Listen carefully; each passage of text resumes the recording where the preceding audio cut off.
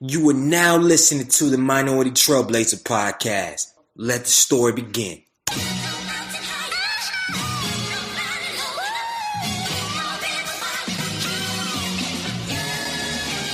One time for the lovers, two times for the ladies, three times for the brothers, four times for the babies.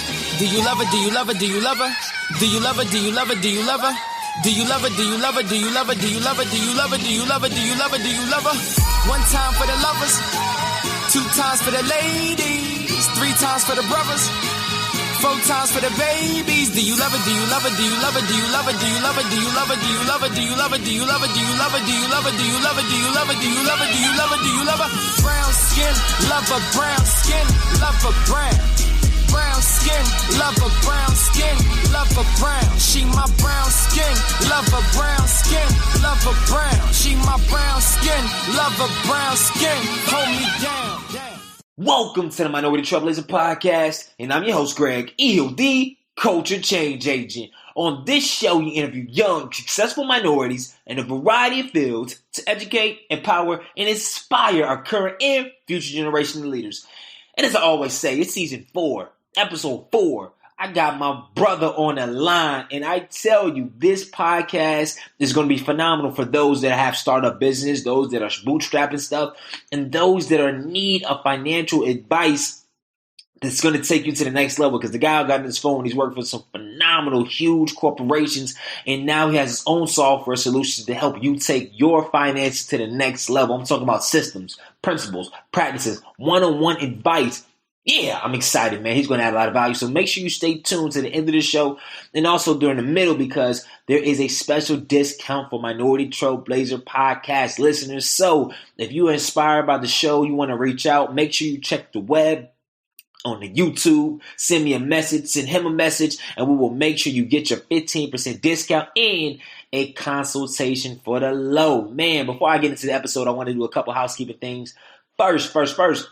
If you are listening, you don't got no Minority Trailblazer hoodie, you don't got no t-shirt, you don't got no crew neck, man, make sure you go onto the website, minoritytrailblazer.com, and make sure you sign in. Remind you, we ain't had no ads on this podcast. We haven't did any of that, man. So please make sure you support the brand, support the product. I want to see you in your Minority Trailblazer hoodie in the fall, because you know it's getting cold. So make sure you go ahead and grab that at minoritytrailblazer.com.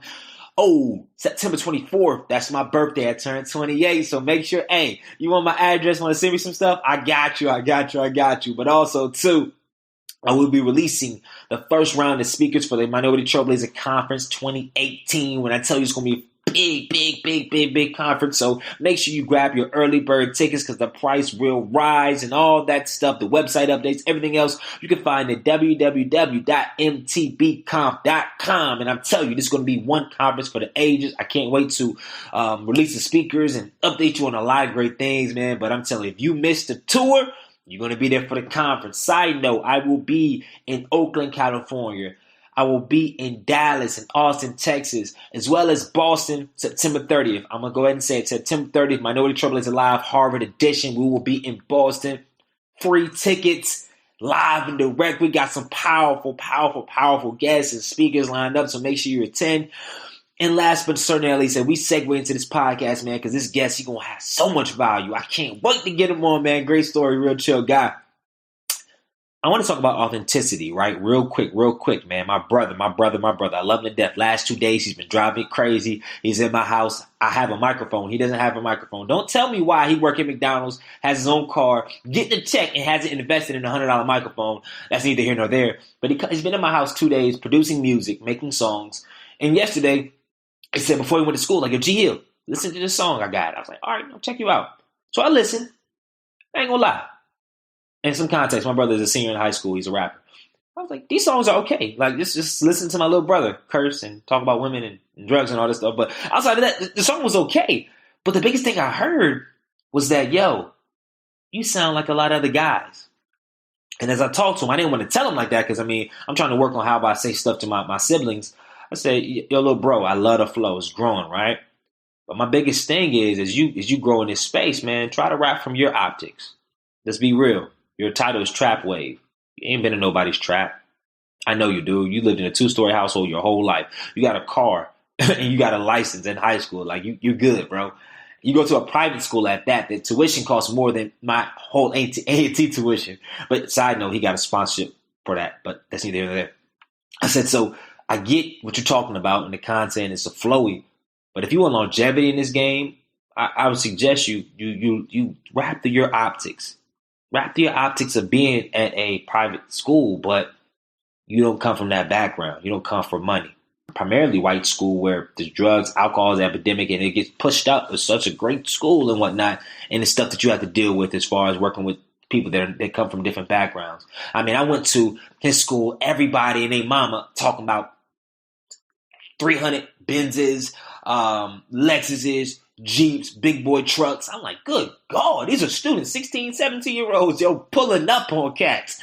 And I'm like, I know he has to go through a lot of struggles. He's not an athlete. He's smart, but I mean, he really don't apply himself in school. So rap from those lyrics and build your own thing. People want to know who Jonathan White is. I read the book, Kevin Hart's book, which you should definitely read. And the biggest thing, the shift he had is comedy, because when he first started, he was good. He had great content. But the thing is, and he was getting booked. Everybody loved him, but everybody loved his skit. They didn't love Kevin Hart.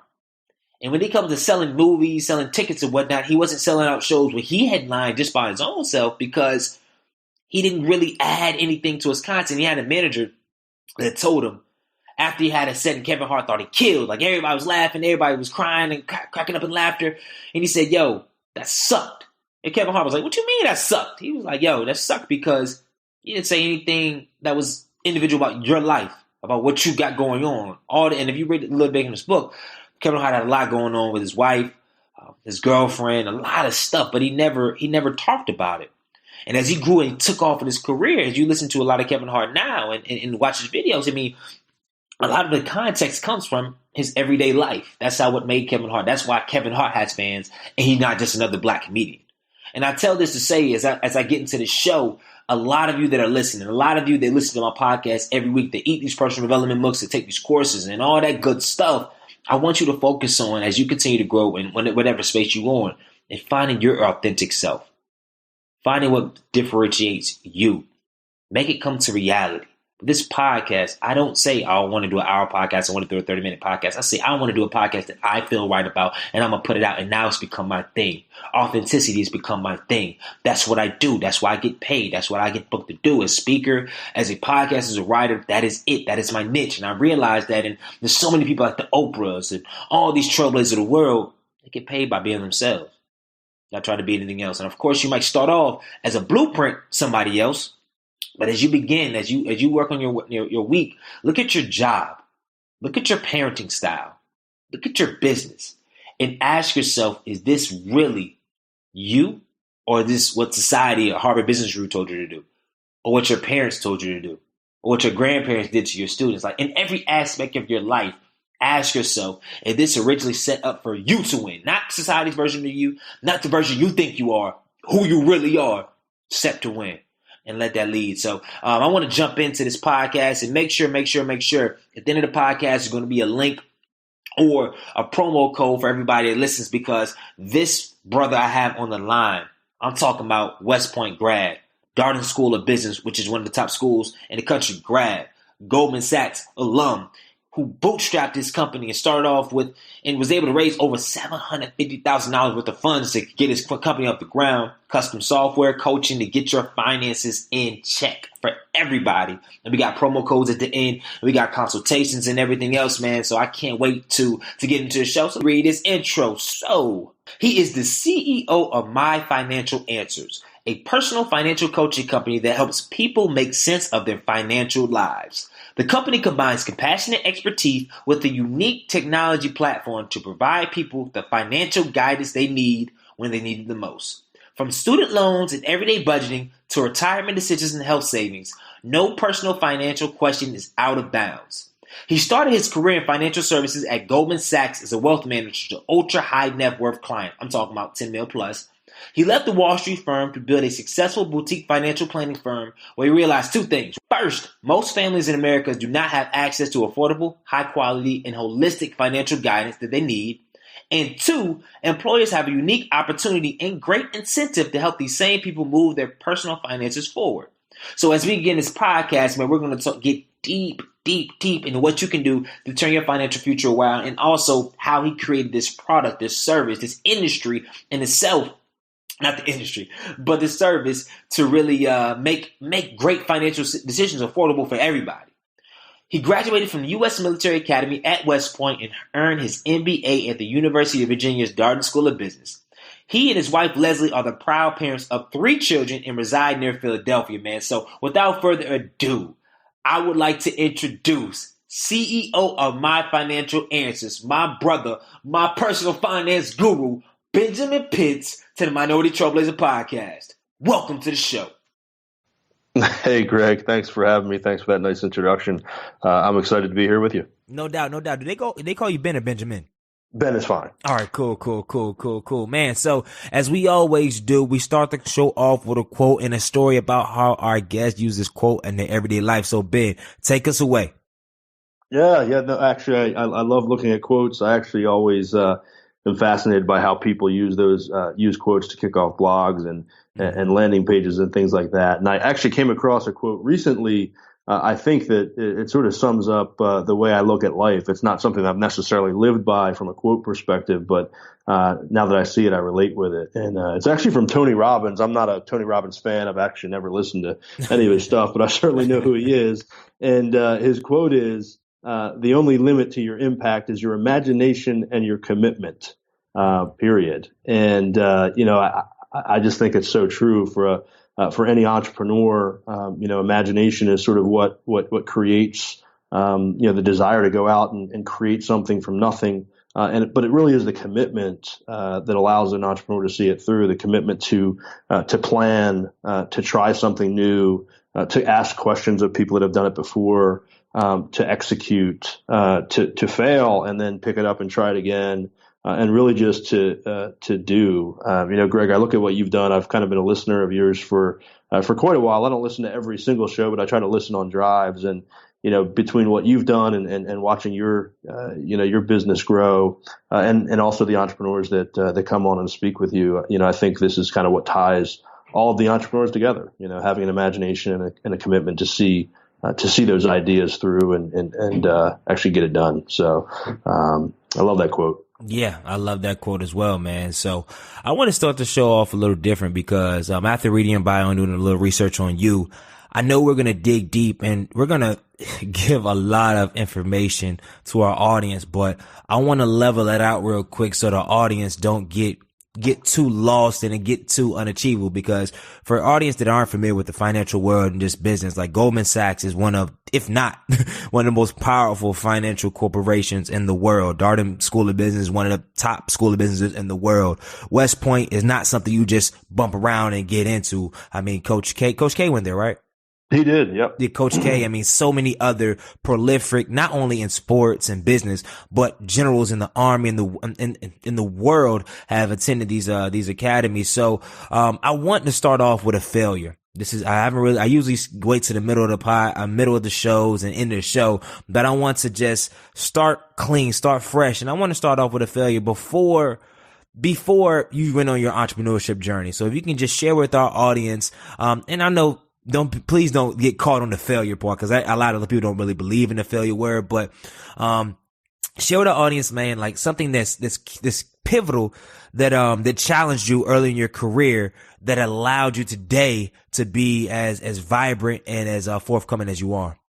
Yeah, no, that's a great question. I can remember, very distinctly, what I perceived at the time to be my biggest failure. I was actually at West Point. I was just starting my senior year. I'd spent 3 years at West Point, and it's a tough road. You show up a few weeks after you graduate from high school. You spend the summer there, and you really don't leave a whole heck of a lot between that day when you show up and when you graduate. A few vacations. But of course, when you go to West Point, everyone goes, and the expectation is that you'll serve 5 years in the Army. Mm-hmm. That's why you're there. I thought I would spend 30 years in the military. I never saw myself in any kind of a desk job, if you will, and just thought my goal was to be a general, to be a leader in the Army. And interestingly enough, I was diagnosed with a spinal condition, a genetic genetic degenerative condition that, it was an automatic discharge for me. And, at the time, I'm going into my senior year. I had done well. I was the captain of what's called a lightweight football team or sprint team. It's a regular football team. We just had a weight limit, varsity sport. Had done well, academically, had done well physically, and done well from a military perspective. That's the three ways that you're actually graded at West Point. And here I am going into senior year when we're choosing what Army branch do we go into? Where do we go? We're going to Hawaii or Alaska or, Italy. Where are we going in the world? Everyone's celebrating. And, I find out this news that I'm not going to be commissioned as an officer in the Army.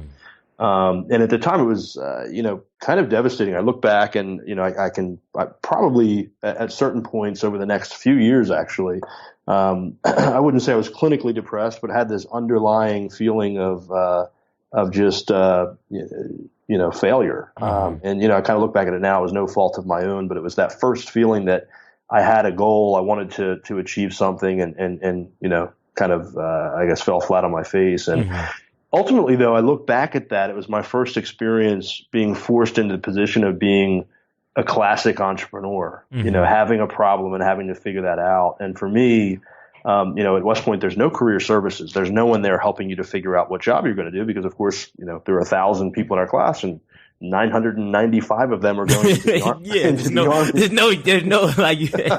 Yeah. So it taught me to rely on and leverage a network of people and not be afraid to pick up the phone and call and ask questions. So I learned to cold call actually while I was at West Point. I was picking up the phone, calling, West Point graduates that had graduated in the 80s or the 70s and asking them about their careers and asking them about what they did when they got out of the Army. And having to ask them for, some sort of help and assistance. And I think that's the first step for a lot of entrepreneurs. Of course, you need to be able to figure things out on your own, but you have to be willing to sort of dig in, do some research, and ultimately pick up the phone and ask somebody for something. And so, I don't look back at it and think, I had really no control over that. I did graduate, walked with my class, shook at the time it was President George Bush, his hand, but it felt like a big failure at the time. And I still, when I show up at class reunions, I graduated in 2002. It was one of the things that made it feel so much like a failure was 9/11 happened the first 2 weeks of my senior year, and so everyone sort of, that's why you're in the Army, to serve, to defend the country. But I did graduate, but I go back to reunions and sort of feel like there's a piece of that experience that I'm still missing, right? I didn't serve my country after, and frankly went there on taxpayer dollars. So there's always this underlying, like, man, I wish I'd have been able to do that. But I do credit that experience with giving me sort of I think an entrepreneurial mindset. I'm guessing it might have been there before that, but sort of brought it out of me, if you will. Man, I love that. And, I can definitely understand that sentiment because, if anybody followed my journey, it took me 7 years to graduate and I was on track to graduate in 4. And then I had to go back to spring and fall graduations for the next 3 years and seeing classmates that graduated and I'm still there. Next year, I'm still there. Next year, I'm still there. And it's like, even now, like, when do you graduate? I'm technically class of 2014. Like, that stuff's still weird to me. Like, I'm really class 2011, 2014. And I'm glad it's helped me in my career. It's given me a story. It's given me humility that I wouldn't have had as soon. But it definitely, I do go back and think about it. Like, man, like I did miss a moment because I stayed in college for far too long. But I had a question right there because it's been on my heart so much because you said something that was real critical. I want you to break down with our audience that once you realized that you weren't going to the military, you had to lean on alumni and you weren't necessarily in a point of leverage, right? So you had to call and ask for a favor, ask for that. And I want you to break down, what was your strategy to say, okay, who to call? Once you got on the phone, how did you convey that, they should pick up and they should help you? And here's some context for this. And the reason why I asked this because, this morning I just got off a call with the college guy. I don't know.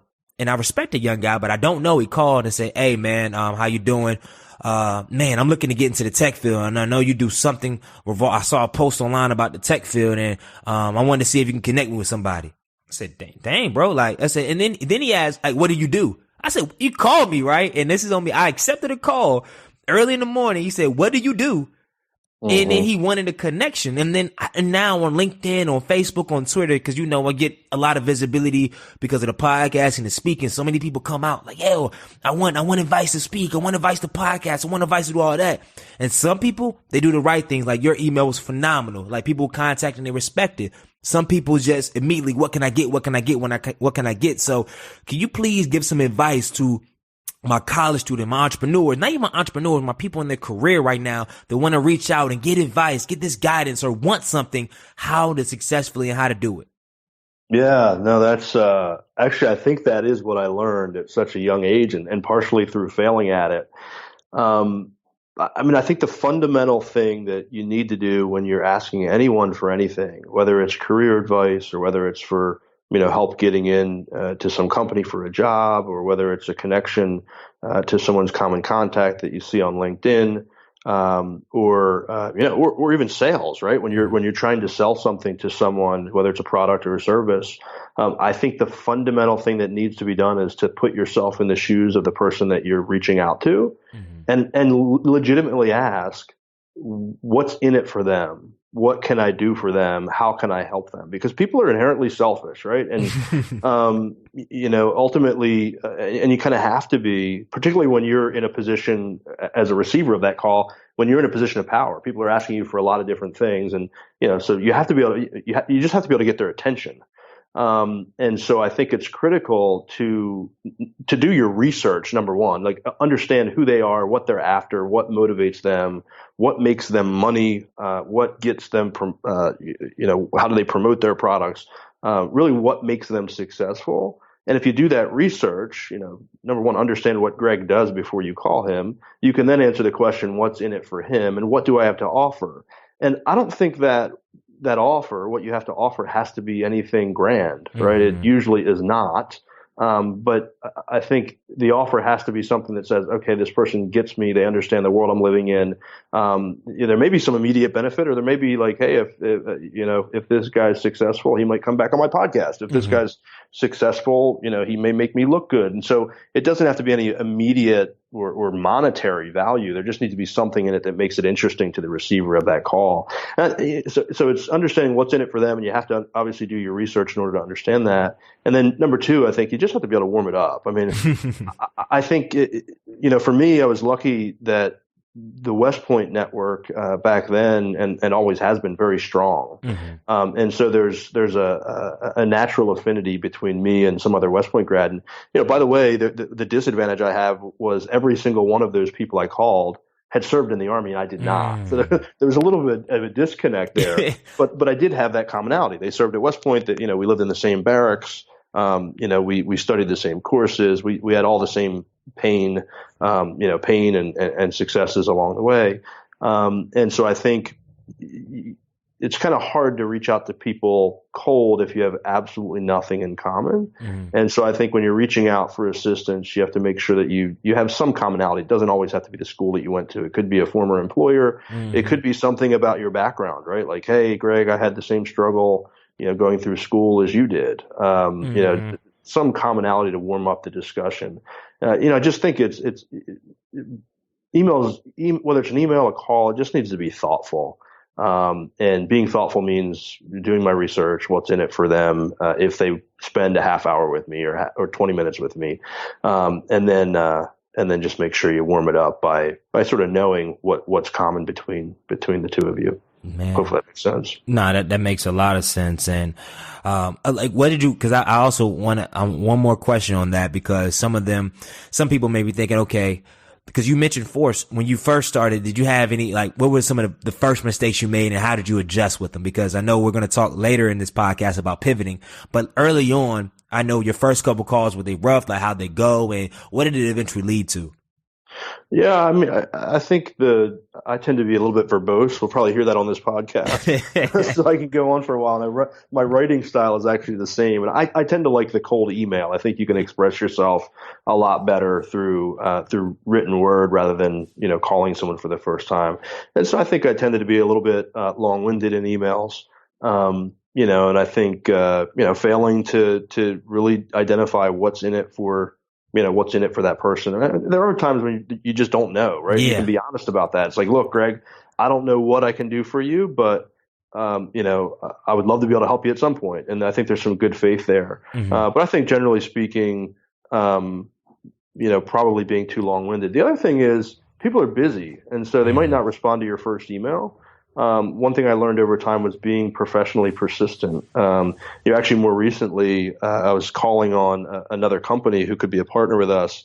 And I called on the CEO of this company, pretty big company, a few hundred employees. I called on the CEO for about 11 months. I sent him one email a month, thoughtful and professionally persistent. And he took my call, and he told me the reason he took my call is because I was professionally persistent.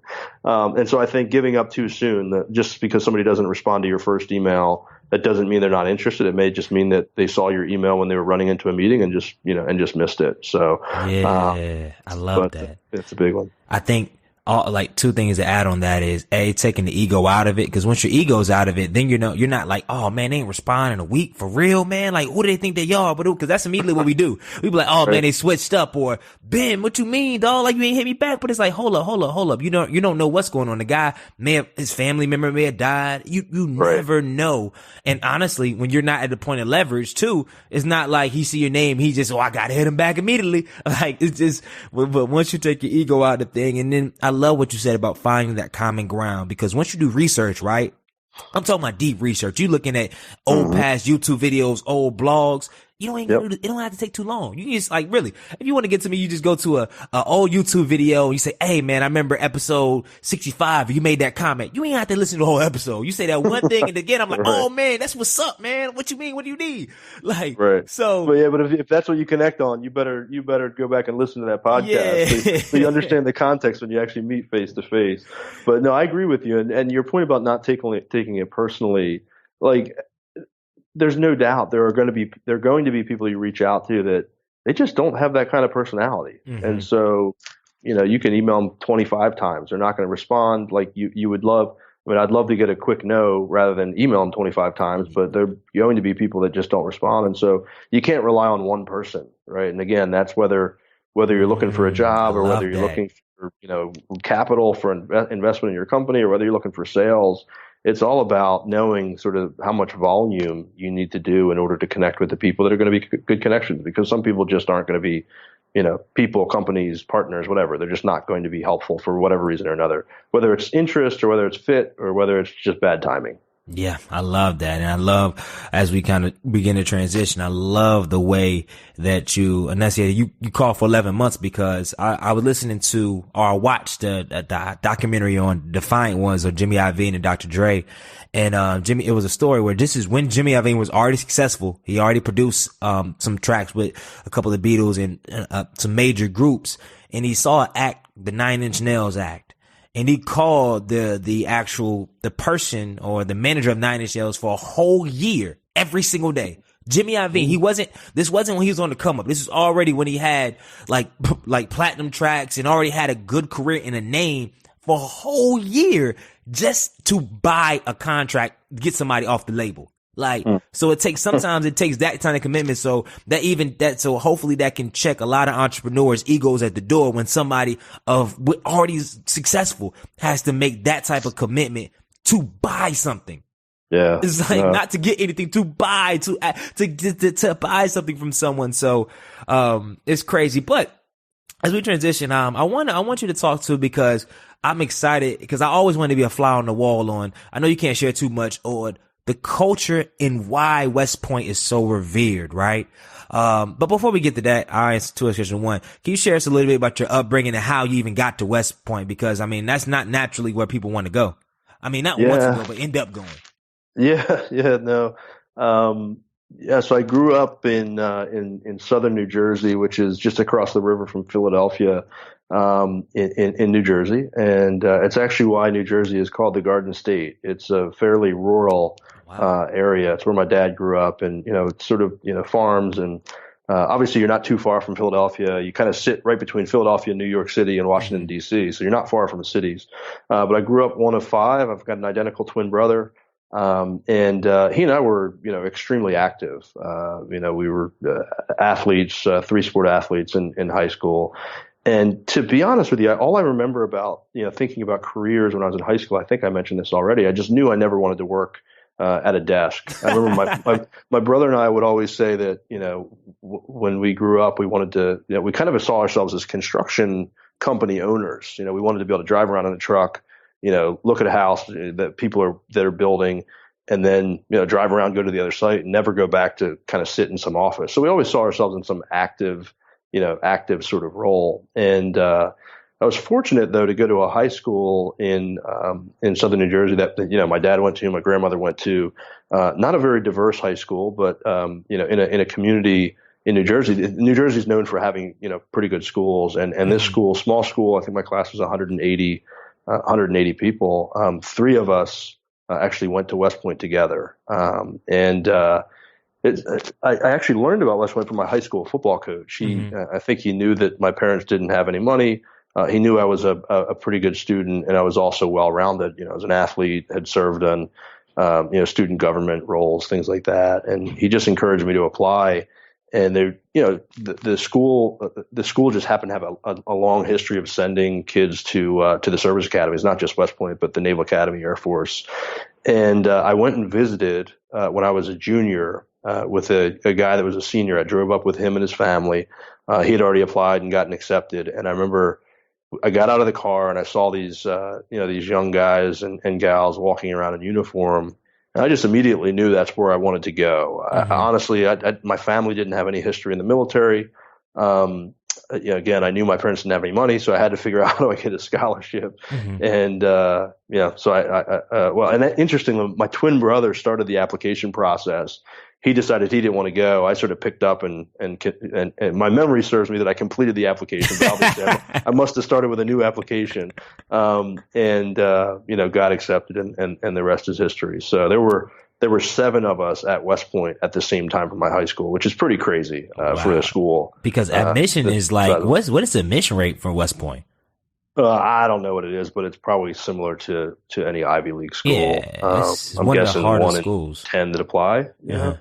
So just very fortunate, and I feel strongly that and I tell people this all the time. I feel like policies for minorities in the United States, it's important. You go back to things like affirmative action, and I feel like I was the beneficiary of being given a chance, even though it's probably a little bit less than what I would have had to been if I weren't a minority, to be admitted. And I feel like I have a strong responsibility to give back and make sure that other people have those opportunities because of that. Whether that's through supporting policies that allow that, or whether it's just reaching back and helping other young minorities that are trying to do the same thing. So, but ended up doing really well. I went with 2 other guys that were not minorities, and actually academically did better than both of those, despite the fact they did better than me in high school. So just need a chance, people need a chance to excel. So, but with that, if you could, at your time at West Point, if you could tell 3 things that changed about you, or that you evolved, and 3 key takeaways from your time, because we don't have a time to go through the whole experience, but I just want to hear it, because what I hear about leadership, discipline, all that stuff, I mean, wow, you're the first person I really had the opportunity to kind of build with that has graduated from that institution, man. So if you can kind of just share, what's the secret sauce there, man, and what did you get from it?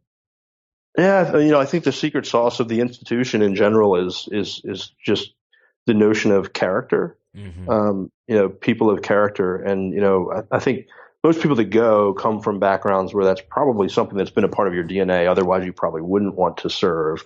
But they just pound that into you. I think what I walked away from West Point with. I think number 1 would just be work ethic. You don't graduate from West Point without figuring out how to study. I would not call myself a studious individual in high school. I was playing sports. I wasn't that interested in class. I did well, but I didn't know how to study, and they forced me to figure out how to study, just because you had to get through. I think that also take away number 2, teamwork.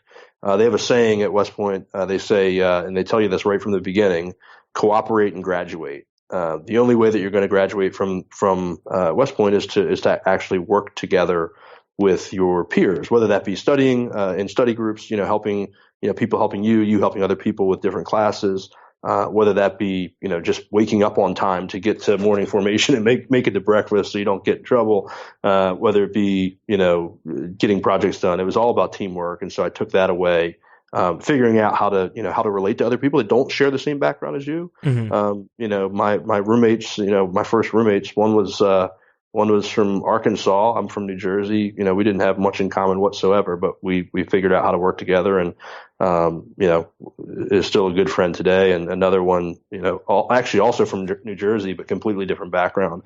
So you figure out how to work together with people you never met. I actually think the military does a great job. We talk about race relations and people kind of getting along, all the stuff that's going on right now in Charlottesville, Virginia, and everywhere else. I think the military has served for a long time as a six, and they didn't always, but successfully sort of integrating people from different backgrounds and just forcing you to relate to one another. So so teamwork was really critical.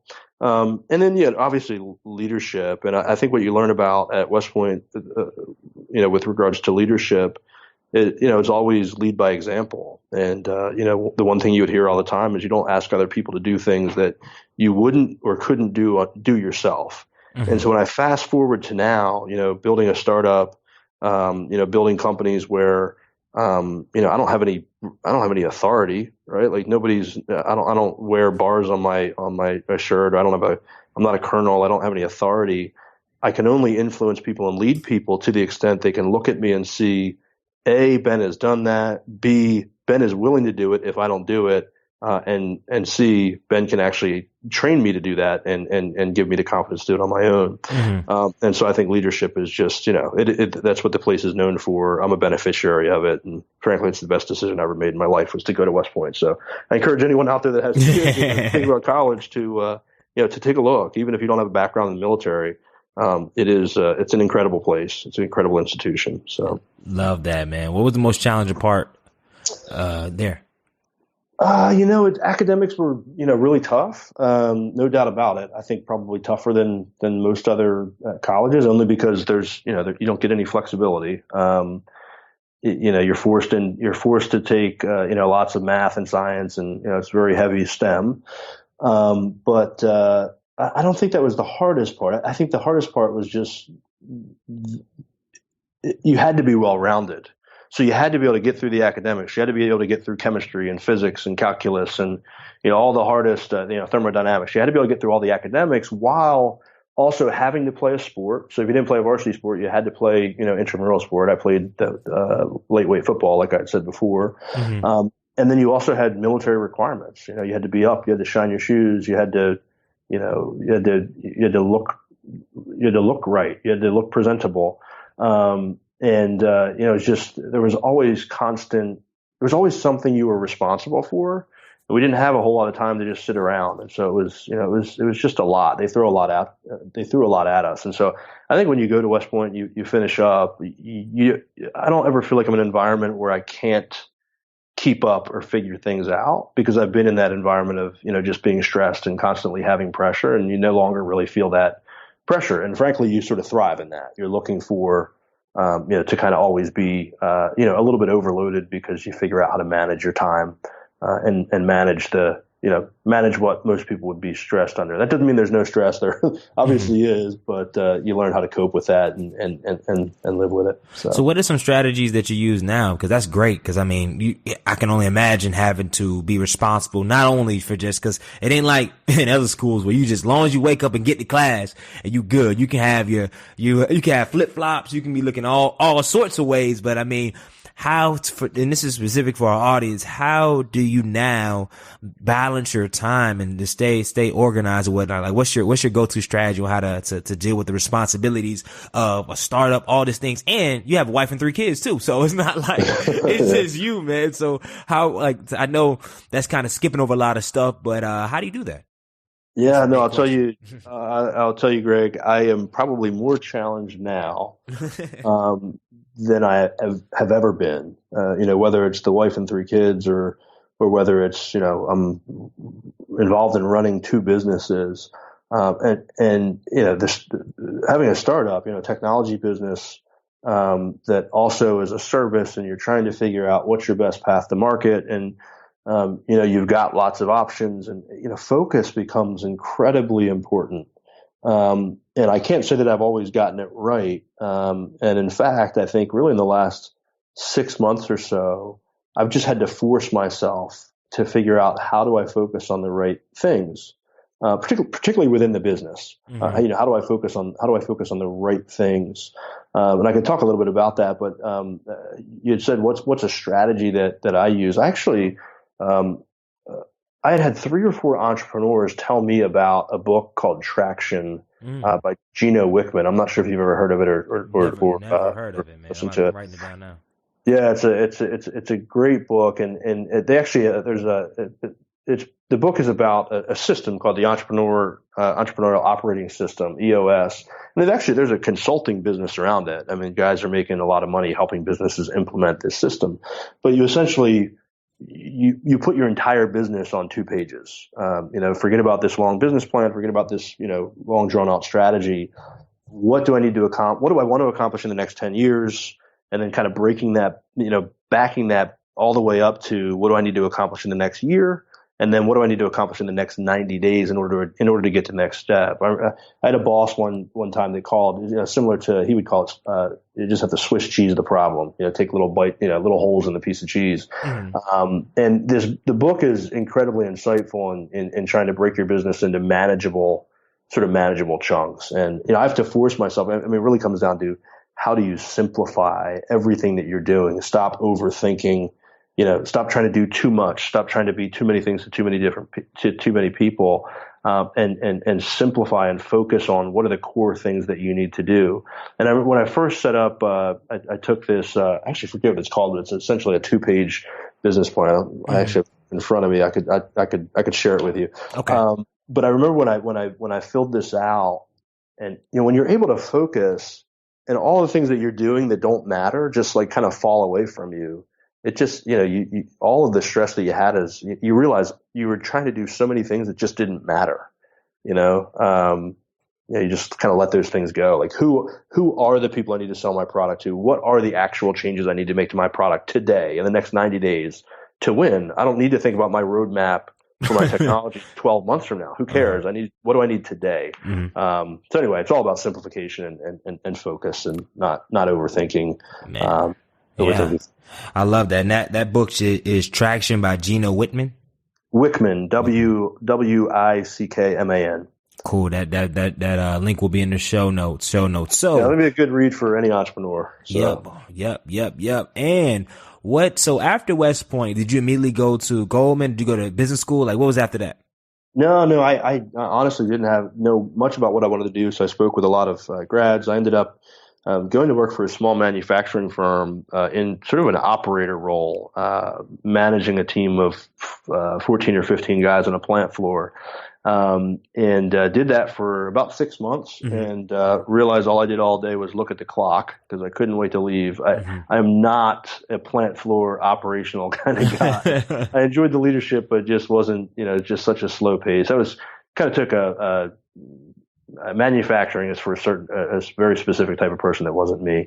And I lucked out, actually. The company was struggling, so they let me go after 6 months anyway, and they went out of business eventually. But went on from that role and landed in a sales job, pharmaceutical sales, working for Eli Lilly. Good God. So you go from manufacturing to a pharmaceutical sales job, man? What? That's crazy. Yeah, it was that sales job was actually where I learned sales, and I learned how critical sales was to a business. I was in the field all day, every day for about 2 years. And I realized that sales had nothing to do with being suave or being smooth. It was all about execution. It was all about knowing what your message was, knowing who your top customers were or top potential customers were, and going and delivering the message over and over and over again and building a relationship.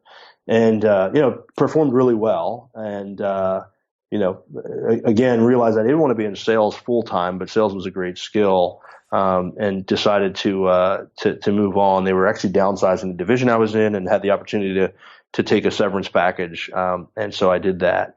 And, I was still stuck in that, wasn't sure what I wanted to do, thought I wanted to be in the Army, ended up going to do some healthcare consulting.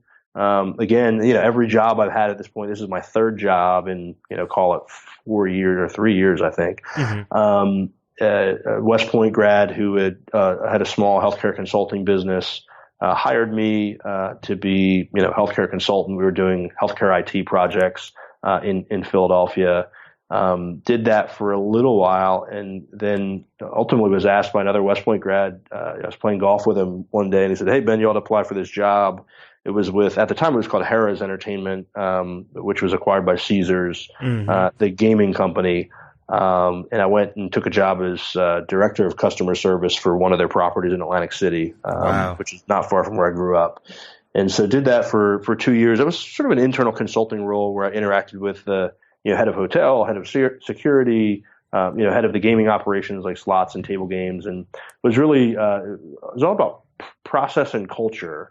They were just a very service-minded organization. If I could go back, I probably wouldn't have taken that job because the gaming industry wasn't for me. I probably knew I never wanted to be in that industry. It just didn't fit sort of my personal values. But I learned a tremendous amount in that job. I was, working with the executives at the property level, working for the general manager, a 3,000 person hotel. So I learned a lot, and ultimately kind of had my sights on business school. Because I knew it would allow me to sort of take a step back, assess kind of where am I in my career. And, I'd met a couple other West Point grads who went to business school and applied. I applied through the Consortium for Graduate Study and Management. I'm not sure if you've heard of it, but you have, CGSM. Yeah, full ride, boy, the full tuition. Yeah, so I got a full ride to Darden. Again, I sort of luck out. There are programs out there for folks like us, and I should take advantage of them. And Darden was, just an incredible experience. I applied to Michigan, Dartmouth, and Darden, and got waitlisted at the other two actually. And got into Darden, and I'm actually glad that I went to Darden. It was my second choice, but it was actually a lot like West Point. It was very structured.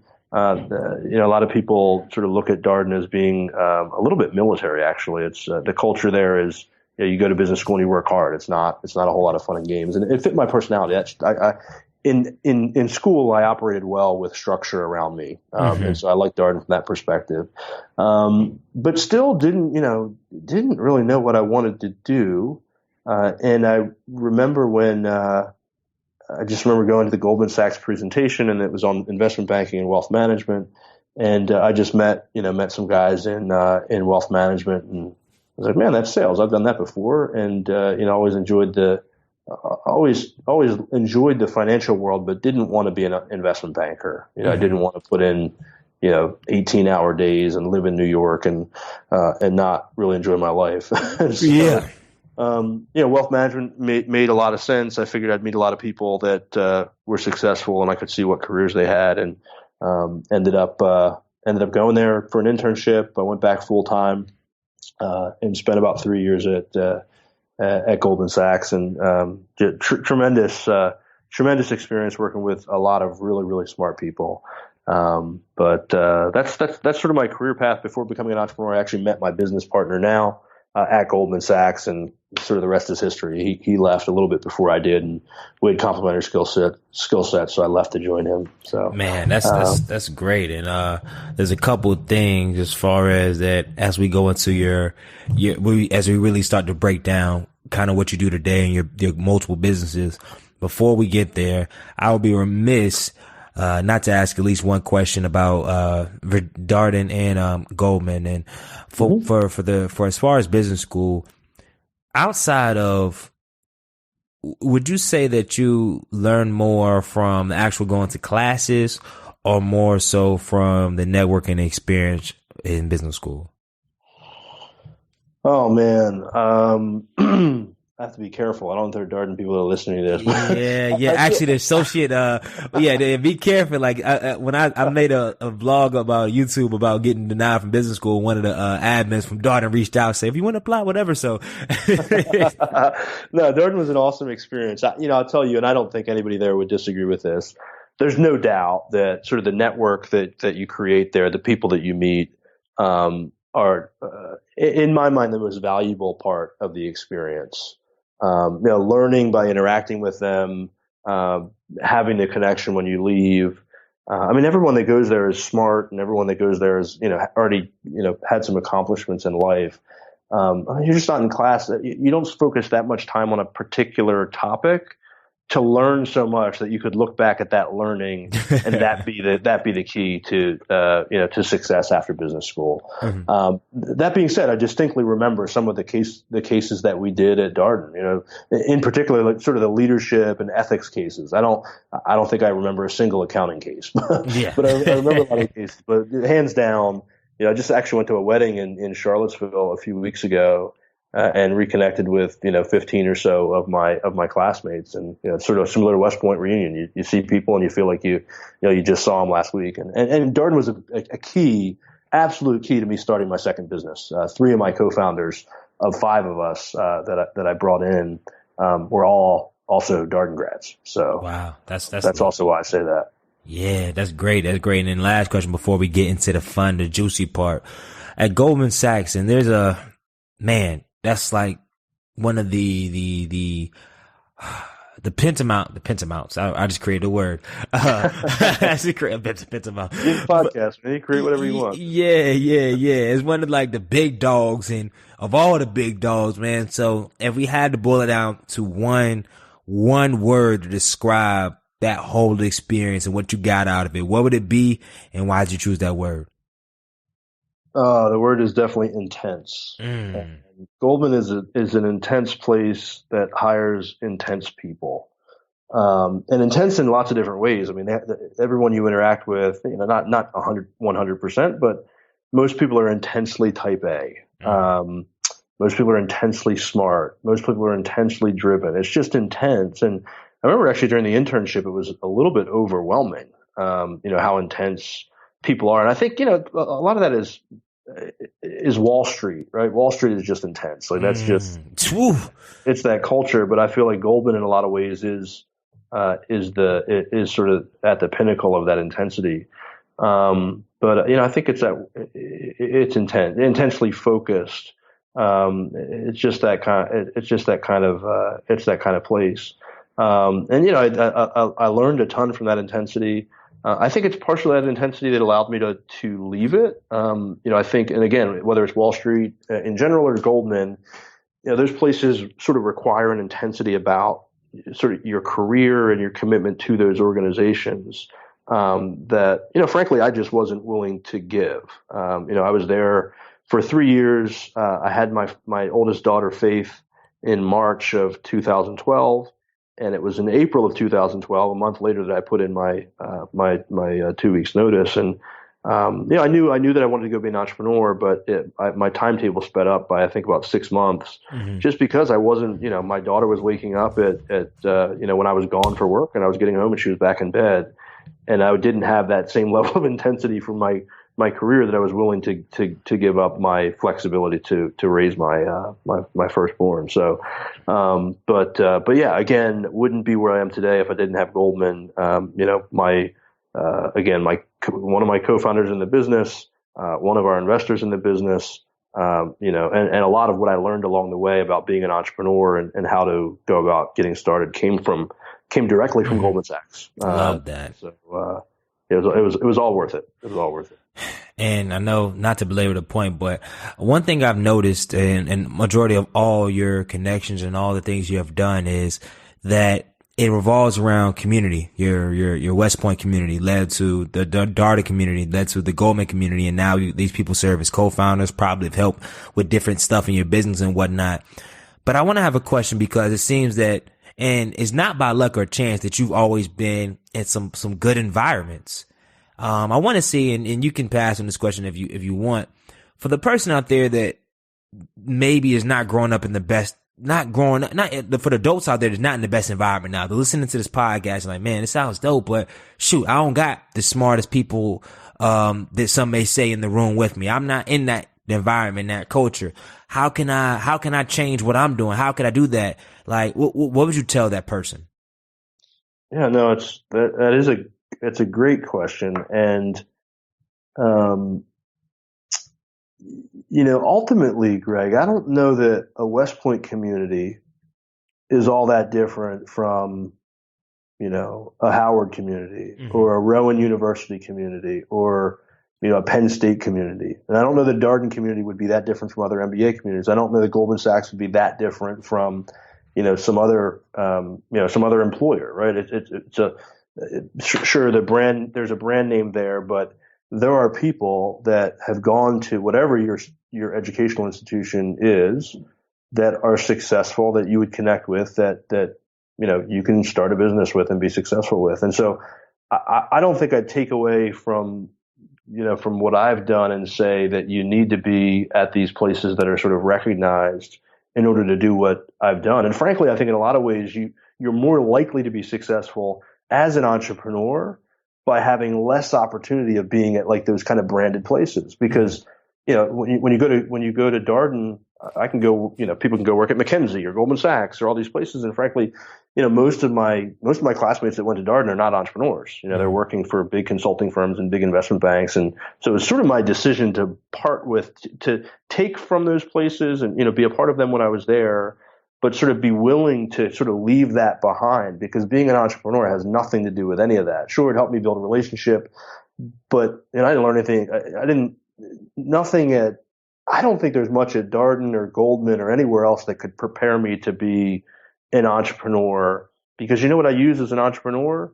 I use LinkedIn to find people from all over the place that I can connect with. I use Google to figure out how do I create a landing page? How do I use an automated email service? And so I think relationships are critical. I just don't know that they need to be relationships with people that, quote unquote, have been, successful. They do need to be successful, but they don't have to have been West Point grads or Darden grads or Goldman Sachs alum.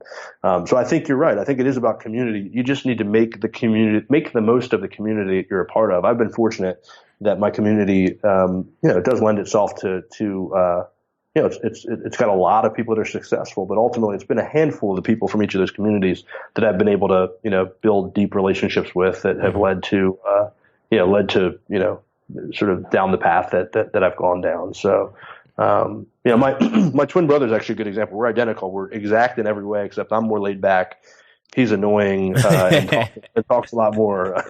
But he's been in a different world. He's the executive director for a nonprofit for a Christian pastor, but been equally as successful as me. Did not work at Goldman, did not go to West Point, and did not go to Darden, didn't even go to business school. So, but similar success based on making the most of the communities that he's been involved in. So. Yeah, I love that answer. Just to make the most of your community, whatever it is, and don't necessarily always look at the other pasture when they're looking around. And you have some resources right there. So, I love that. So let's jump into it, right? So you leave Goldman, and now you're on the path of being an entrepreneur. You don't have any reoccurring income streams coming in, and you have a family now. You have a wife, you have a kid, and now you have to make money and push forward. What do you do? What was the transition like? And what was the first company you founded? Yeah, so I really entrepreneur twice, I guess. So I left Goldman Sachs, and when I left there, I was going into a business that already existed with my partner. His name is Jeff Jones at Cypress Financial Planning. When I was at Goldman, there were people that didn't have enough money to work with, or nearly enough money to work with Goldman Sachs, but they needed help. And so I would refer them, whether they were friends, acquaintances, people that I'd met along the way that needed some personal financial help, be it investing, retirement planning, personal planning around building a business. I'd refer them to Jeff. And what I realized was he would win their business every time, and he would keep them as a customer. This happened. He left right before I started back at Goldman full time. I met him when I was an intern, and we realized pretty quickly that we had sort of a winning combination. Mm-hmm. He's very much a numbers guy. Went to Duke, undergrad, mechanical engineer. Oh yeah, you got to find you an engineer, man. Yeah. So he was extremely capable at building process and systems, and frankly, just personal finance. He's a certified financial planner, and so he said one day, "Hey Ben, would you ever think about joining me?" And I said, yeah, we both grew up in, similar values, right? Like we grew up in Southern New Jersey. We both valued family. We both wanted to be around for our kids. And so that was, probably what has kept us together as business partners. We don't, I didn't have, it wasn't all about money. It was really a lot about just wanting the control to be able to build our families. Mm-hmm. And so I joined him. You're right. I had no income. I left Goldman Sachs. I'd saved well. I knew that I wanted to leave, and made sure that I could, live at least a year without any income. And didn't want to leave with absolutely nothing. And so I did a little bit of consulting on the side, just to be able to pay my mortgage each month. And then about 6 months in, I realized the switching cost of doing both of these things is too high. And so I said, I have to just commit to building this business. And so I stopped doing the consulting. And, financial planning and investing is, it's kind of hand-to-hand combat. It's just finding customers one at a time. And, it took 6 months. And then at the 6 month point, started bringing in some customers, and luckily in that business, every time you bring in a customer, you get a raise. Mm-hmm. And so, it took a little longer than I thought I would, but, we built a nice successful practice. We brought on 2 other advisors. My plan for growing that business was, to scale, was to bring on other advisors that were, as capable or more capable than me. So we brought on 2 other advisors. We manage about $90 million for about 200 families or so. Wow. All like kind of mass affluent customers. Help them think about retirement planning. My partner Jeff started his career at Lockheed Martin, so he went back and did seminars there. I did a lot of just pure networking, and a lot of my business would come from acquaintances, people that knew me and knew I was smart and knew someone that needed some help. So, but just slowly build up the business. Came with sacrifice for sure. At some point I had to figure out, how do I afford to pay for healthcare as an entrepreneur? Mm-hmm. And then funny enough, I was just getting to the point after a few years that I'm able to, pay my bills and stop going through all of my savings. And I had this idea for the second business, which is My Financial Answers. The problem with financial planning and investment management, or wealth management, if you will, is sort of the 2 of those together, is that it's only available for relatively wealthy people. Mm-hmm. At Goldman Sachs, we work with clients with $10 million or more. Mm-hmm. If you look at like Merrill Lynch or Morgan Stanley, firms like that, they generally help people that are, lower, high net worth, a few $1 million down to, call it $500,000. And that's where Cypress is. My first business is kind of in that space, on the lower end of that. People like my parents. My dad worked for the state for 30 years as a state worker. My mom was an executive assistant at our church after, leaving her job as a teacher to raise kids. Yep. And, my parents were like everyday Americans, who, actually this year are finally retiring. They didn't have anywhere to turn to get personal financial help. I mean, I helped them. I'm a good son, but people like them didn't have anywhere to turn. Mm-hmm. They're kind of just guessing at, when can I retire, and when should I take Social Security, and when should I take Medicare? And, and by the way, as they were sort of coming through life, definitely never had anybody to ask when they were in their 30s or 40s, what decisions should they be making? Mm-hmm. And so my partner, Jeff, one of the things that he had done at Cypress was he built our personal financial planning software that we use still today for those 200 families that we work with. It's the basis for our relationship. When we first meet with a client, we sit down, we do an inventory of their entire balance sheet. What are your assets? What are your liabilities? We look at their cash flow. How much is your income? How much are you spending? And then we look at all the other issues in their life. How many kids do you have? Where would you like to retire? Do you want to keep your house that you live in now? Would you like to downsize? What benefits do you have available? What's your 401k match? Do you have a health savings account? Is there a match on that? And so we take all that in, mm-hmm. and my partner Jeff built the software that allowed us to sort of ingest all that data and quantify the trade-offs between all those different decisions that people have to make. But again, remember, our business model at Cypress is that we can help people that have enough investments. We're no different than Goldman in this way. Mm-hmm. If people have enough investment dollars, then it fits our business model, because we can manage their investments and make enough money to provide a holistic relationship.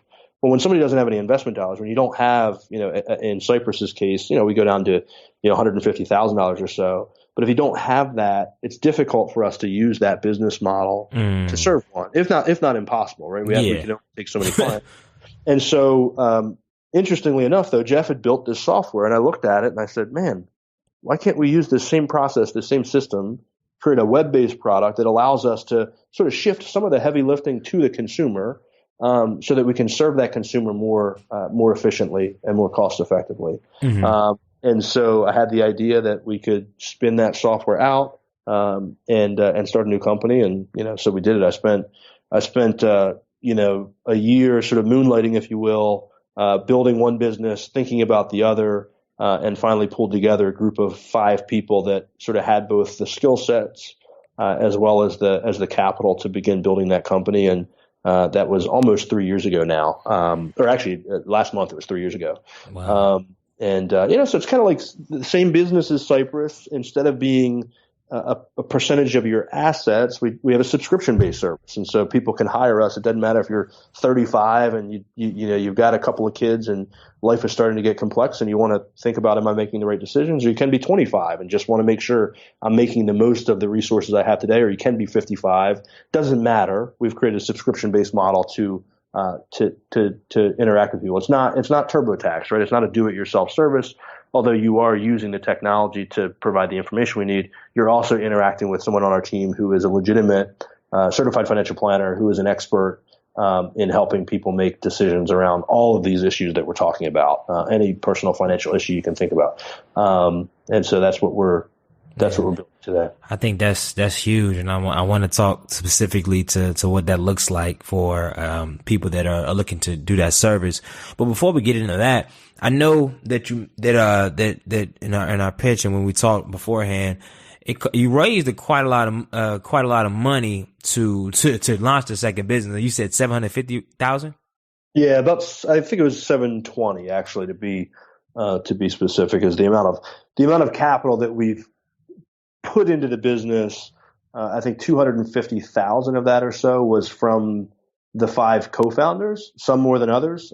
Some people were putting in more sweat equity, others were putting in more capital and less sweat equity, but about 250,000 from the original 5 co-founders, and then the rest from mainly one investor, but a few investors that not venture capital, not even legitimate sort of angel networks, if there is such a thing, but just high net worth people that had the resources and sort of saw our vision and invested in the company. So yeah. So to break that down real quick on the best, I know everybody has different best practice and it's all based on context and situation, but how are you able to get that kind of confidence? Because I know for some people in this world, seed rounds of 750, and it wasn't even a seed round, but raising anywhere from $5 to $3.2 million, it's like, okay, it's normal.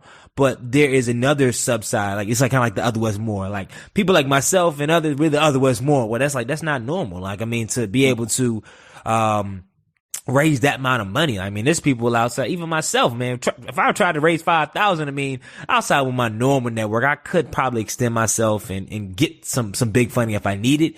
But there's a lot of people out there like, yo, that'd be dope if I could really take it to that next level and do that. So for somebody out there that has an idea, that is actually shown some sort of results, how would you suggest that they go about, actually raising some real capital? Yeah, well, I think before I get into how to do it, I would first caution people about raising capital. I think you see this culture where people read Crunchbase and all these different. You can read articles about raising capital, and you can sort of get it twisted and think that success is, if I can raise money, then I'm successful. And I think the reality is that any money you raise, frankly, raises the bar for what you need to do to be successful. And so I would tell anyone to do as much as you possibly can before you go out and raise money from anyone, because it's just going to increase your personal risk as a founder of a business to take money from outside investors. So to me, that's number one. Raising money is a means to an end. It's not the goal. But in terms of raising money, I never set out to go raise institutional venture capital. We've had some conversations with some firms. But ultimately, institutional venture capital is looking for people that have ideas that are going to build billion-dollar businesses and are different enough that you can completely dominate an industry. Mm-hmm. And while I think what we're doing, we could potentially do something like that. The minute you take institutional money, like you're now at odds. Like I don't come from a wealthy background. In fact, I come from what I would call lower middle class, if not poor. My upbringing. And so when you take money from an institutional investor, their goal is to take your company and do whatever it takes to make it $1 billion company, right? They only get so many shots. Your goal as a founder, for most people, is to build a successful company. And so if the decision comes, if it comes time to sell your company, you could sell your company for, call it $20 million and do well as a founder. But you've got an institutional venture capitalist invested in your business. They're then going to say, well, if we have a 10% chance of turning this into a $500 million company, Mm-hmm. or 100% chance of selling it today for 20 million or 10 million, whatever the number is, they're going to say, hey, let's take the 10% chance of turning this into a $500 million company. And you're looking at it like, what?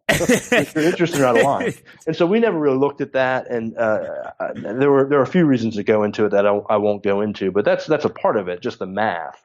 I don't know if our business was fundable at that level. But for me, it came down to really just naturally seeking out people that had an interest in our business and just happened to have the resources to invest. Again, this is where I was fortunate. One of our investors is a colleague. He was a colleague of mine at Goldman Sachs. That had been there for 20 years. He understood the wealth management business.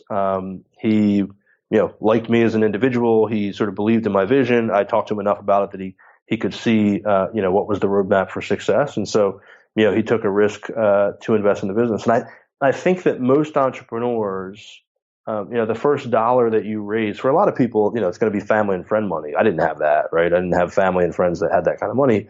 I guess they were kind of friends, colleagues, but ultimately you just have to seek out people that first like the idea. Mm-hmm. And second, might have the resources to invest in it. So I think there's a saying that goes, if you ask for advice, people will give you money. If you ask for money, you'll get advice. Yeah. So I never sought out to ask for money. And I don't think that's a successful strategy unless you've got a whole lot of revenue and a growing business. If you have that, you can ask for all the money in the world and you can ask for great terms. But if it's an idea or a concept that might even be a little bit proven, what you really need to do is go out and ask for a lot of advice. And people that love your business and want to give you advice will also say, hey, would you be interested in taking some of my capital? I think that's that's sort of the dirty little secret. You can put all the pitch decks together in the world. I don't know that you're going to raise a lot of money just going out and asking for money. Does that make sense? I hope it does. I think it's spot on. I think you hit it. I laugh because there's been so many situations in my life where I'm like, when I needed money, I asked for, I didn't get it. But when I needed advice, people were like, oh, okay, how much you need? I'm like, bruh, what you mean, bruh? Like, I was just borderline, couldn't do anything. And all you had was, well, you should do this, you should do that. And now when stuff is rolling, it's like, so what I'm like, it doesn't make any sense. But I think it does make sense because, just thinking about that in its totality, I think it's built on kind of just like you said, developing those relationships. But I think there's something critical and I want you to speak on. There's actually three things. And, before we get into your packages, and I think you can be able to add a lot of tremendous value on this. And, the first thing I want to talk about is, sales, right? Mm-hmm. I know that you had sales experience in actual sales role. And now with your company, the biggest thing is sales. And I think a lot of times, even myself, sometimes I get so passionate about podcasting, about speaking, about all the stuff I'm doing and the impact that I forget sales. And now I'm working, I'm doing a lot better job. But for our entrepreneurs out there, and it's not even, this message goes for people outside of entrepreneurship, just sales is about executing. So for my people that are out there that are working, they just need to work on executing. What is how have you been able to, and I know you still have a long way to go and you have big adventures, but you've been successful thus far. Like what is in your secret sauce, of sales? Yeah, well, I think the longer you are in sales, business development, marketing, the more you realize that the only way you're ever going to sell anything is to actually solve someone's problem. And so it really comes down to focusing on what is the problem I'm solving, and how do I show someone that this is a problem that I can help them with. And for us, I mean, our business has evolved a little bit. I mean, Cypress, financial planning and investment business, that problem is pretty easy. It's people come to us when they don't have the time, the interest, or the skill set to manage their personal finances at some point, because it's just beyond them. It's too complex. And when you get into issues like retirement or like health savings, we know who we serve. We don't necessarily have to go out and sell it. We just have to, be able to articulate to people how we can help them when they realize that they have a problem. People can self-identify. At My Financial Answers, which is, same business, same problem we're solving, we're reaching a different audience, though, and we have to do that at a much higher volume. And so, while we can, have people, and we do have people that find us online and sign up for the service, and that's one way to grow the business. Because we don't have, $50 million, we didn't raise institutional venture capital. That's not our path to market. We're not out trying to build a business digitally. It just costs too much money. And so we set out to figure out, how do we reach these people that we know exist, that have problems, that same problems as people at Cypress, but don't really have the access to a Cypress because the business model doesn't lend itself to helping these people. And we realized there were two ways we could reach those individuals. We could reach them through direct to consumer, or we could go to their employers where they work, who, by the way, sort of already own most of their personal financial life. They own their salary, they own their group life insurance, they own their 401k, they own their health savings. They provide all those things as an employee benefit. And they also have been shifting responsibility from these employees to make decisions around all that stuff, right? There's no pension anymore. There's a 401k. There's no traditional health plan that's, a $5 copay. There's a high deductible health plan that's, $600 a month premium, plus, a health savings account that you need to contribute to or should contribute to. And so at the same time, the employees have the problem. It's becoming a bigger problem because employers are shifting this responsibility. And we realized that the best way that we could reach a lot of people, because we have to in this business model, was to go through employers that employ those people, to be able to access them and build trust with them and help them in the same way that we help individuals at Cypress. And so, interestingly, when we were calling on employers, we did an on-site event at Facebook. And I was just about to ask about that. Yep. Yeah, at their headquarters. We did a pilot with Tesla Motors, the electric car company and now battery company. And I thought that's where we would build this business. And what I realized was that I thought they had the budget dollars and the wherewithal to implement a new benefit. And what I realized was, number one, it's an extremely long sales cycle. And I probably should have known this before. And I didn't know it. I just thought we could overcome it. But it was an extremely long sales cycle. And number two, what companies would say to us, both large and small, is, hey, Ben, we know our employees need that help. That is a problem that needs solving, but why don't you go talk to Fidelity, or why don't you go talk to Vanguard, the people that are already helping us, provide benefits packages, whether it be a 401k or a health savings account or, whatever benefit that's being provided. There were consultants, Aon Hewitt, Mercer. Why don't you go talk to those guys? And so it's funny, Greg, the problem that, while our vision as a business and our mission as a business is to help the individuals like my parents and, people like a lot of people listening on this call, just normal Americans that aren't wealthy, that's our vision. That's our passion. You can look at our website and see that it comes through. As we built the business, because we couldn't go direct to consumer, with, a Super Bowl commercial, you can't afford it. And because the sales cycle going to employers was so long, we realized, man, there's another group that we can solve this problem for. And that happens to be not Vanguard or Fidelity, but think of any small business in America that's got 50 or 100 or 300 employees. They've got somebody running their 401k plan. And that someone is usually an advisor, a financial advisor, that has both a wealth management practice as well as, they might manage 10, 50, 150 401k plans for small businesses. And those guys, while they would like to be helpful to the employees that work at those companies, they don't have the tool, the system that scales that allows them to service each of those individual employees with a service like we're talking about. And so when you talk about selling and solving a problem, while our vision and mission is to solve the problem for the individual, man, when we started trying to partner with these 401k plan advisors and other benefit brokers that need to do three things. They need to differentiate their service from large competitors and other competitors in the marketplace. They need to be able to keep the 401k plans that they have and win new ones.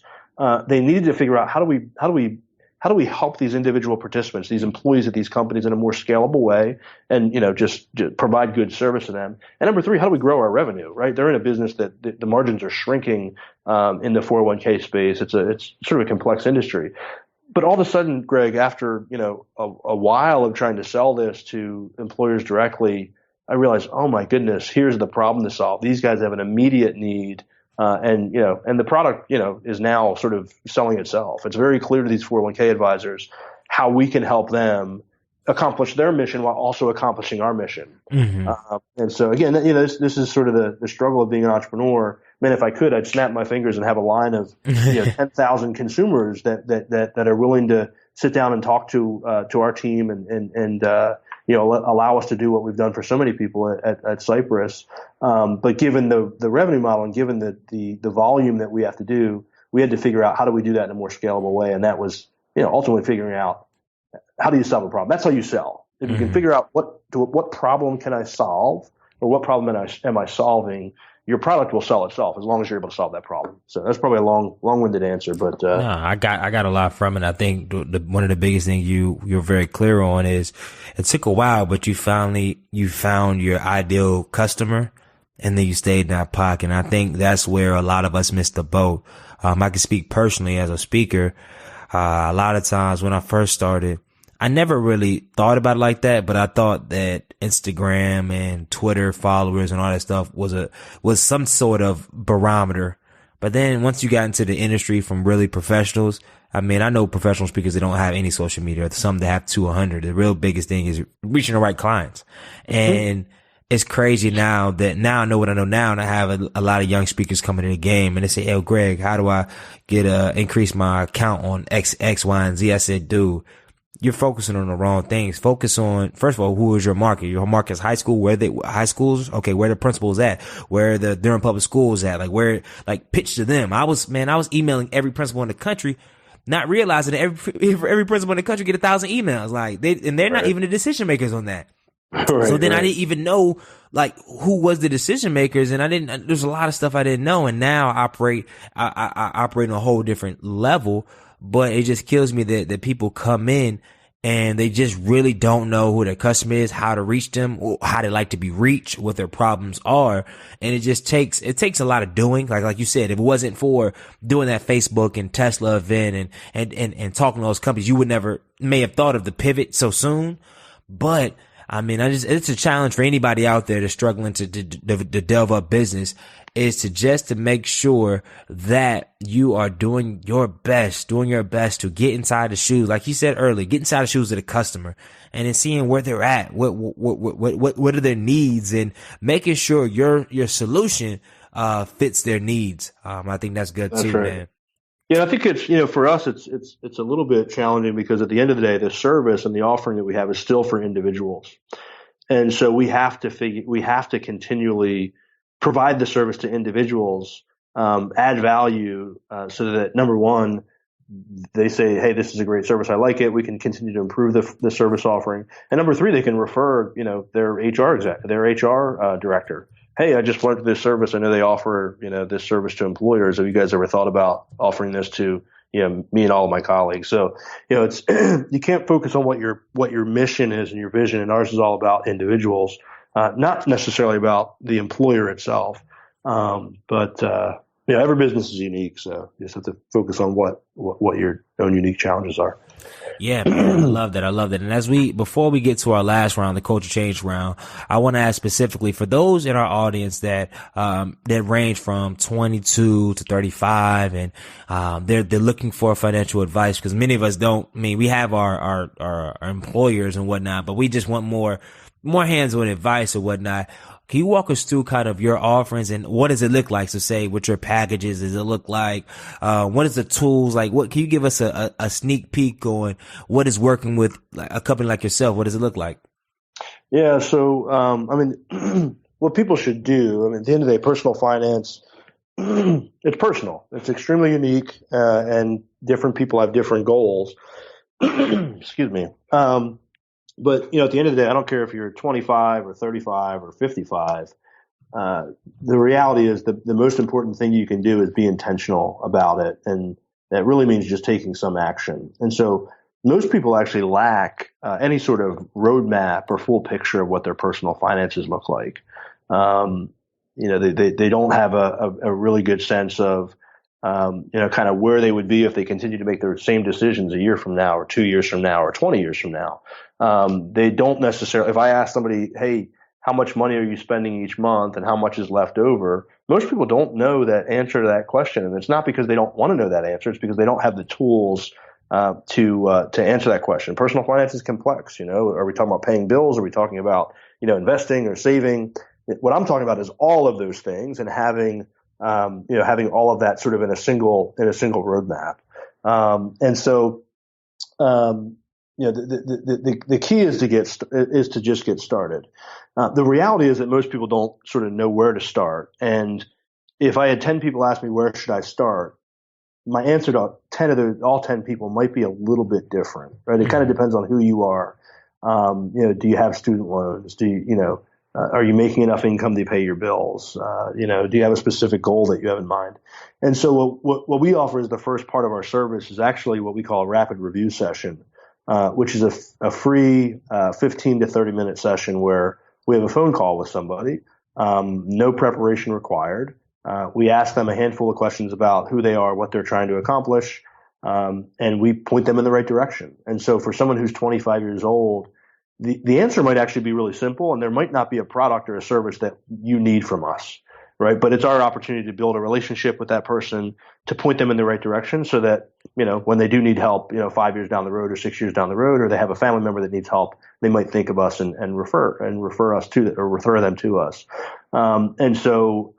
Again, rapid review session for that 25-year-old who has no student loans. They might be asking, like, where should I put my money? A 401k? And the answer might be yes, put it in your 401k. You don't need to do anything else. For them, there's no product or service. For somebody who's 45 who takes part in a rapid review session, and they start to tell us things like, I'm just about to pay off my student loans, and I want to send my kids, my 3 kids to college. I'm not sure quite how to do that. I also am starting to think about retirement. How do I sort of pull all these pieces together?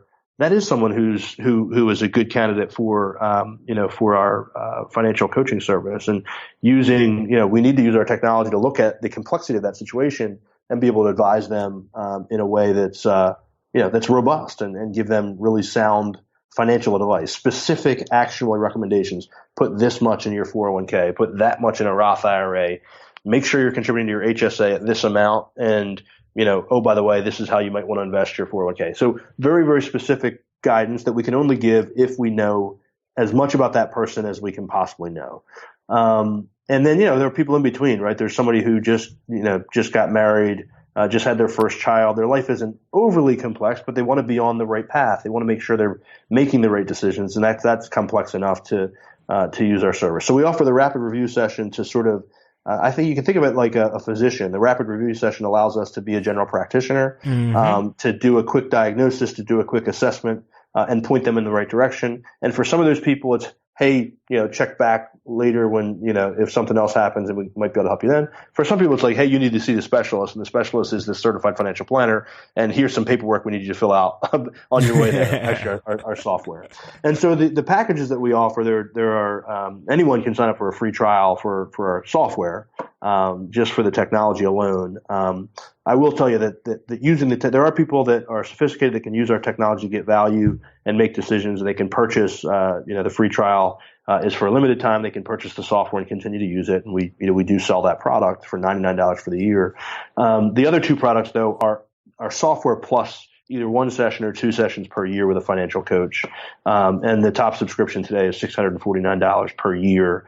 And so, if you had someone that wanted to go to a financial planner and have a financial plan built, the average fee to have a financial planner in, Durham, North Carolina, or Philadelphia, New Jersey, is about $1,900, right? Which is a steep price. We're offering the same thing for top subscription for 2 calls with a financial planner to go over your entire situation 2 times per year, $649. And we can only do that because we've built the technology to be able to allow you to connect your accounts, and that gives us your interest rate on your mortgage. It gives us your mortgage payment. You don't have to connect your accounts; you can tell us all that manually, but we can collect all that data in a way that is efficient, and it also happens to for people like me and you, Gen X and millennials. You actually have a view of your own personal finances, right? Like in the past, financial advisors would sort of hand you a piece of paper and, they sort of owned it. Now you actually own this financial plan. It's yours. You can not call us anymore if you don't want. It's your data. Here it is. So that's how the service works. The idea was to create a subscription-based model that's affordable, so people can get the broad financial help they need.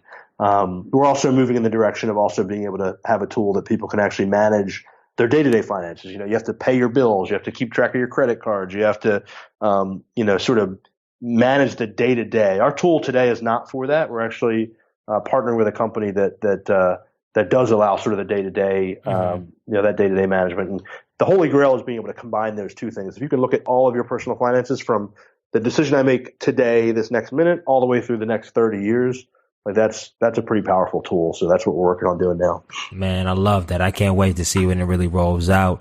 Man, yeah, there's a lot.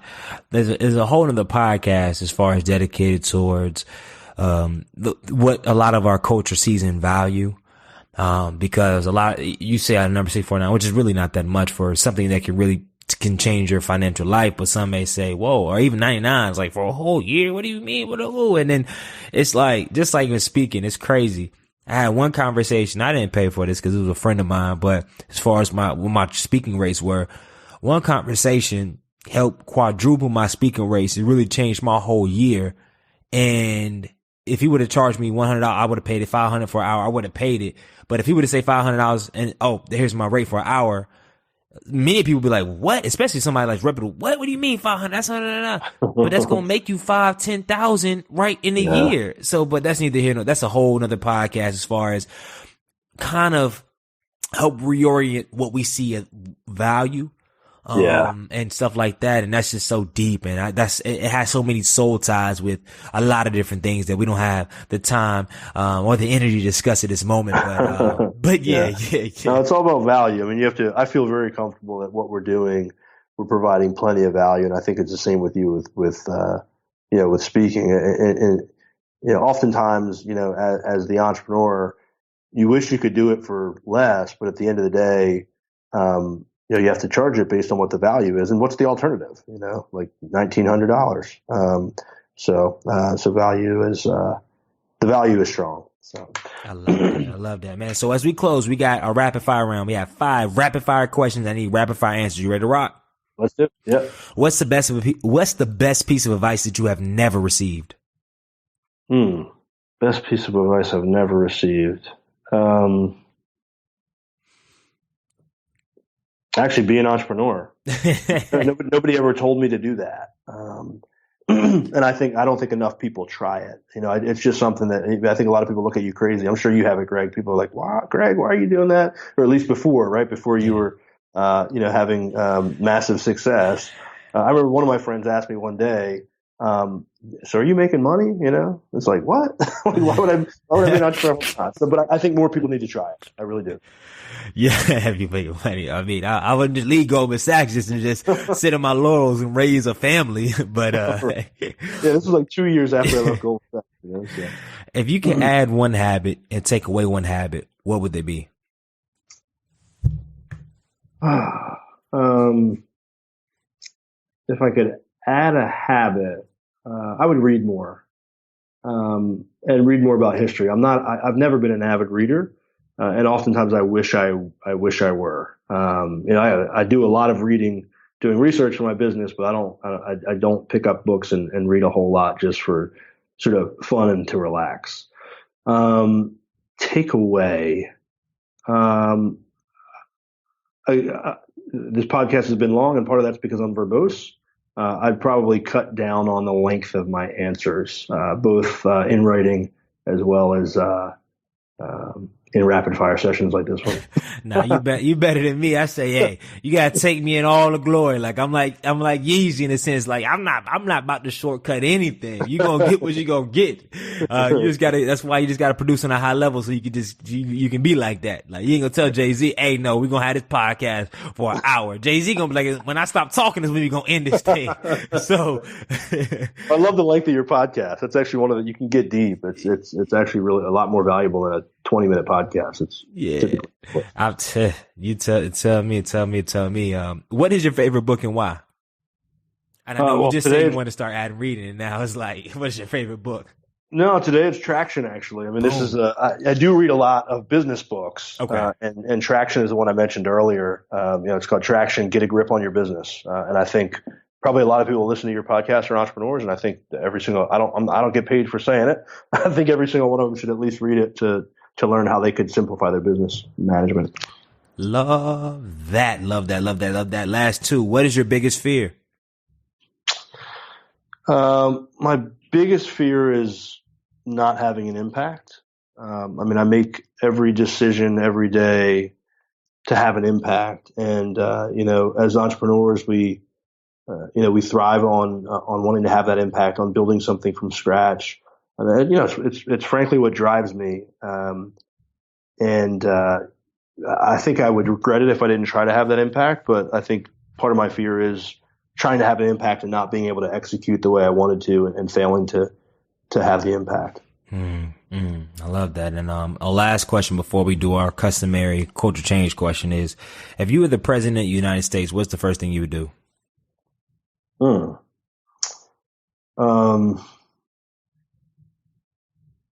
Wow. I'd probably just sit down and talk to normal people. I don't think presidents do that enough, whether it's our current president or past presidents. Presidents tend to be disconnected from what's actually going on in the world. They're obviously busy people.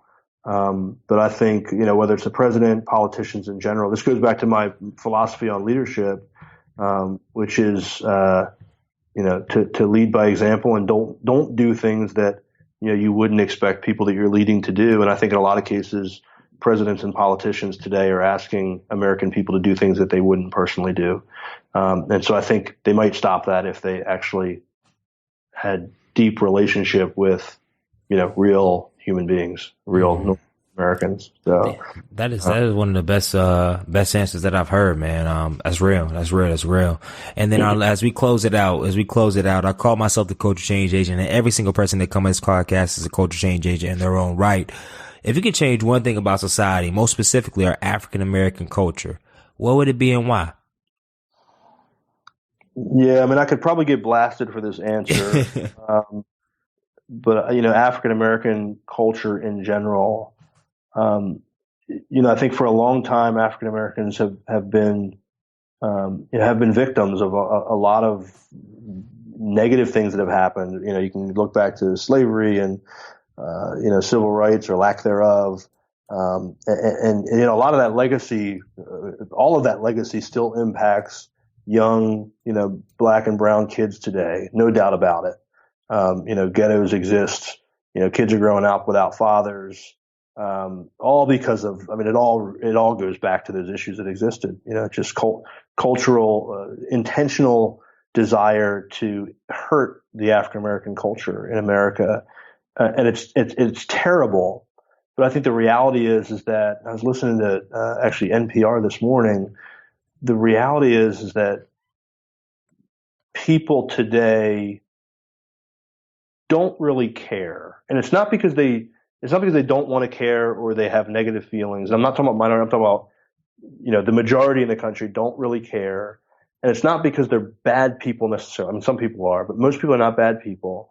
They have their own self-interest, right? Like, are they going to decide, like, think about affirmative action. Do I want to tell my young white son that he can't go to this college because we need to open a slot for this young black kid? And it'd be great if they felt the need to sacrifice, but I think people are self-interested. I don't care if you're black, brown, yellow, red, or white, you're self-interested. And so, unfortunately, I don't think people will change our culture for us or help. I don't think, by and large, policy is really going to dictate our culture's success. And frankly, Greg, I think it's people like you that say, I'm going to change the culture, that are going to change the culture by actually doing it. Mm-hmm. And so that doesn't mean we don't advocate for policy for, things like affirmative action or, trying to make a level playing field. I think we just have to recognize that those things can only do so much, and we have to change the culture from within.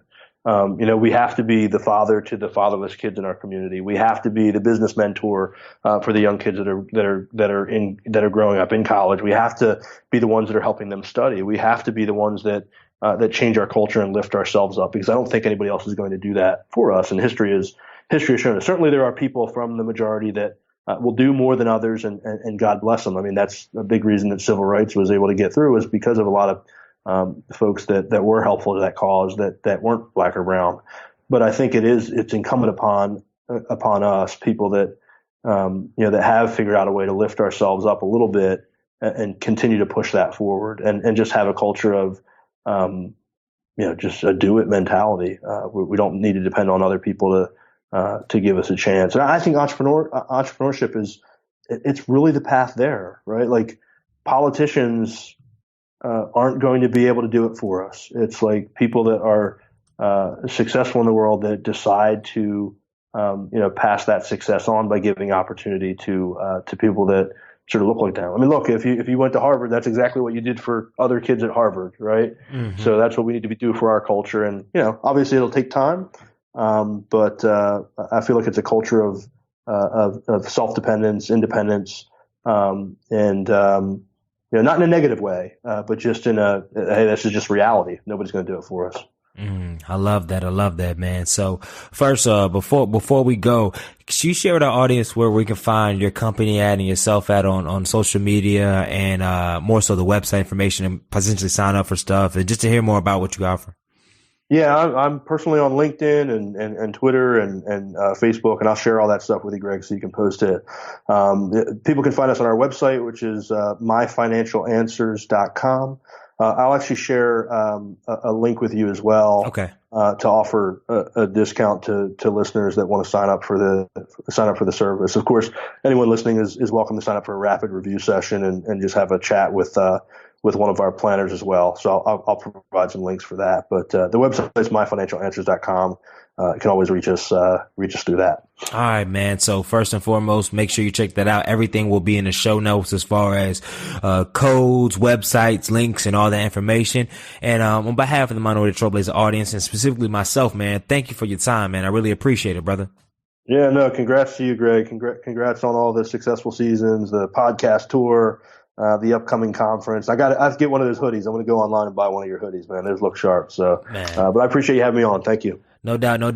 So Minority Trailblazer Nation, definitely extend the love. And you already know, as I always do it, I say do two things and two things only. What is that? First, make sure you subscribe and share it with a friend. And two, change the culture.